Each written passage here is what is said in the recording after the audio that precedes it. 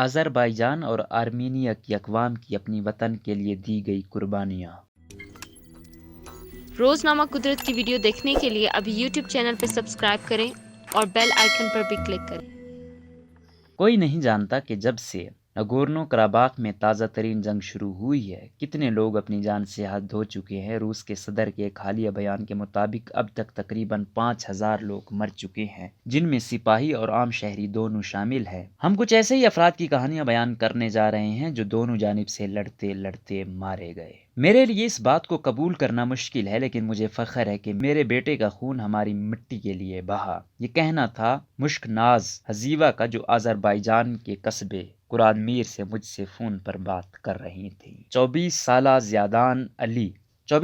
زیادان علی نے computer programming کی تعلیم حاصل کر رکھی تھی اور انہیں تاریخ کی کتابیں پڑھنے کا بہت شوق تھا۔ انہیں شادی کی کوئی جلدی نہیں تھی، وہ انتظار کر رہے تھے کہ آئندہ چند ہفتوں میں ان کی فوجی سروس ختم ہو جائے گی، لیکن وہ جنگ شروع ہونے کے چند دن بعد ہی چل بسے۔ زیادان اس وقت لڑائی میں مارے گئے جب وہ اور ان کے ساتھی تالش نامی گاؤں کو چھڑانے کی کوشش کر رہے تھے۔ زیادان کے گھرانے کا تعلق سلطانی نام کے گاؤں سے ہے، جو آذربائیجان کے شمال میں جبرائیل کے علاقے میں واقع ہے۔ جب یہ علاقہ سن 1990 کے عشرے میں آرمینائی نسل کے لوگوں کے ہاتھوں میں آ گیا تو آذربائیجانی نسل کے دیگر لاکھوں لوگوں کی طرح زیادان کے خاندانوں کو بھی اپنا آبائی گاؤں چھوڑنا پڑ گیا۔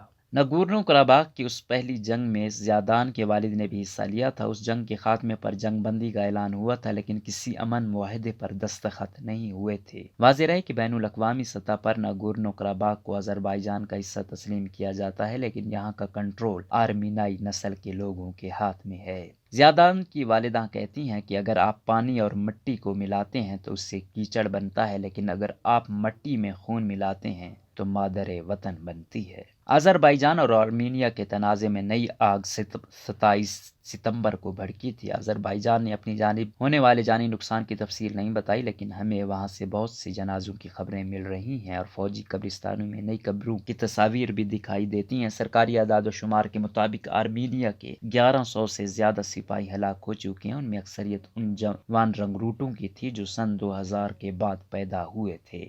دونوں جانب سے اب تک 100 سے زیادہ عام شہری مارے جا چکے ہیں۔ سلطانی کا شمار ان 100 سے زیادہ دیہاتوں میں ہوتا ہے جہاں آرمینیا نے حال ہی میں قبضہ کیا ہے، اور مشک ناز حزیوہ کہتی ہیں کہ آرمینیا سے یہ علاقہ واپس لینے کا واحد طریقہ یہ ہے کہ فوجی کارروائی کی جائے۔ ہم وہاں واپس جائیں گے، ہم اپنے گھر بنائیں گے، سکول بنائیں گے اور باغ اگائیں گے۔ ایک طرف تو میرا دل خون کے آنسو رو رہا ہے کہ میں نے اپنا بیٹا کھو دیا ہے، لیکن دوسری جانب مجھے بہت خوشی ہے کہ آخرکار وہ وقت آ گیا ہے جب ہم پناہ گزین نہیں رہیں گے۔ یہ مسلح تصادم ایک ایسے وقت میں ہو رہا ہے جب دونوں ممالک میں کورونا وائرس کی وبا زوروں پر ہے، لیکن ہم جانتے ہیں کہ آرمینیا میں وائرس سے مرنے والے شہریوں کی نسبت جنگ میں مرنے والے سپاہیوں کے جنازے بہت زیادہ ہے۔ 30 لاکھ آبادی کی اس چھوٹی قوم کے لیے حالیہ لڑائی میں مرنے والوں کی تعداد بہت زیادہ ہے۔ 19 سالہ سرگس ہاکوپیان ایک آرٹسٹ تھے جنہوں نے ابتدائی عمر سے بڑی اچھی تصویر بنانا شروع کر دی تھیں اور وہ آگے چل کر اس میدان میں نام پیدا کر سکتے تھے۔ ان کے کزن سڈ کو یاد ہے کہ سرگس نے 3 سال کی عمر میں اپنی پہلی مچھلی میں رنگ بھرے تھے۔ سرگس کو جولائی 2019 میں فوج میں شامل کر لیا گیا تھا۔ اس کے کچھ ہی عرصے بعد انہوں نے اپنی ماں کو کھو دیا، جس سے انہیں شدید لگاؤ تھا۔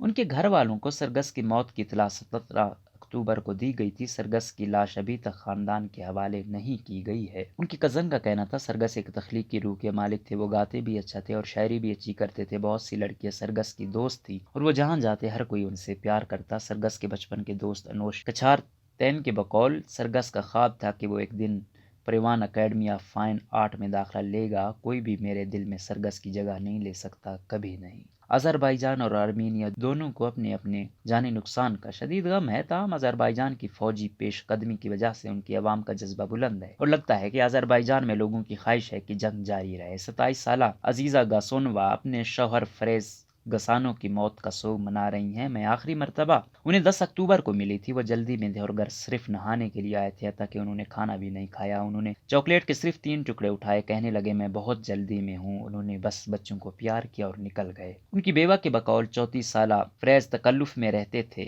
مگر مہربان طبیعت کے مالک تھے۔ وہ 19 سال کی عمر میں فوج میں بھرتی ہوئے اور پھر ان کی خدمات کراباخ کے مسئلے کے لیے مختص کر دی گئی۔ وہ اکثر کہا کرتے تھے کہ یہ مسئلہ انہیں اپنے والد سے وراثت میں ملا ہے، لیکن اب یہ ان کی نسل کی ذمہ داری کہ وہ یقینی بنائیں کہ آذربائیجان کے وہ علاقے واپس لے جو اس نے کھو دیے تھے۔